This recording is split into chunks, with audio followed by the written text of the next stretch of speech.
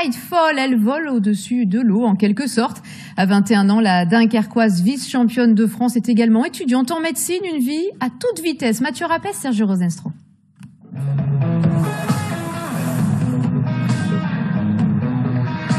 Entre ciel et mer, Anaïs Maille-Desjardins s'élève au-dessus des vagues.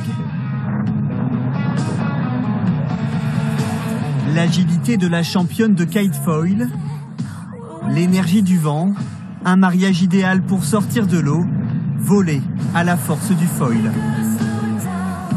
Là, vous pouvez le voir, le mât qui est juste ici, qui fait à peu près 1,10 m. Et en dessous, on aura ce qu'on appelle un avion. Et donc, grâce à la vitesse qui est générée par la traction de la voile et la portance, on va se retrouver assez vite au-dessus de l'eau. On va être, entre guillemets, en train de voler au-dessus de l'eau. Prendre le large, pas forcément une évidence quand on grandit en région parisienne. Mais l'amour pour le kite est trop fort, fini les allers-retours. Anaïs Maille et sa famille se sont installés au bord de la mer du Nord. C'est tellement fluide, tout glisse en fait. C'est clairement une sensation de glisse incroyable. Il faut travailler en premier la vitesse, ça s'y est sûr. Et puis après, à côté de ça, il faut avoir une connaissance de tout ce qui est tactique, stratégie. Il y a de la technique forcément sur tout ce qui est manœuvre. On peut avoir les virements de bord, les jibes, qu'il faut savoir faire vite. Et aussi, il faut connaître la météo.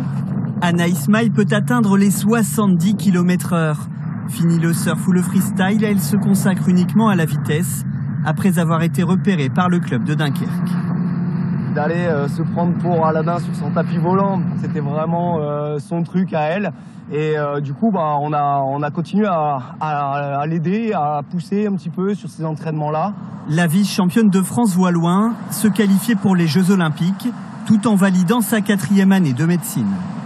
Une journée de sport, ça me prend de 9h à 20h et puis le reste du temps, soit je travaille le matin, soit je travaille le soir. Et forcément, les week-ends sont totalement dédiés aux révisions.